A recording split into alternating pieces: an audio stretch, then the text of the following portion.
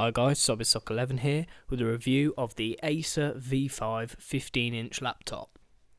The specs of the laptop are an AMD A10 5757M 2.5 GHz quad-core processor with up to 3.5 GHz turbo boost and 4 MB of L2 cache, a 1TB 5400 RPM hard drive, 6GB of DDR3 RAM upgradable to 12GB, and an integrated Radeon 8650G graphics chip as part of this system's combined APU.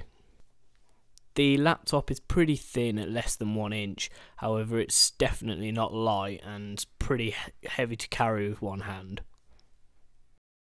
On the right side of the laptop you will find a USB 2 port, a SD card reader and a headphone slot. On the back of the laptop is a HDMI port, mini display port, USB 3 port, Ethernet port and the fan vents. When you open up the laptop you're met with a keyboard that feels fairly cheap and isn't great to the touch.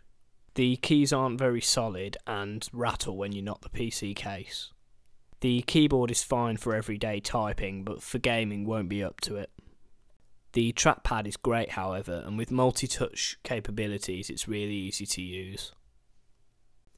The Dolby Home Theatre speakers found under the laptop are the best that I've heard and are really surprisingly good. The ever popular Windows 8 looks pretty good on the 15.6 inch screen with a resolution of 1366 by 768. The multi-touch trackpad really helps out and makes the awesome Windows 8 start menu really easy to navigate. The included power cable isn't too bulky and would be pretty easy to transport.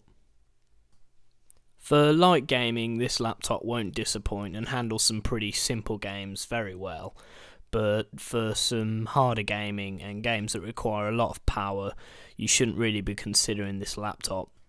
When loading very graphical content there is some noticeable lag and some noticeable drop frames along with some screen tear.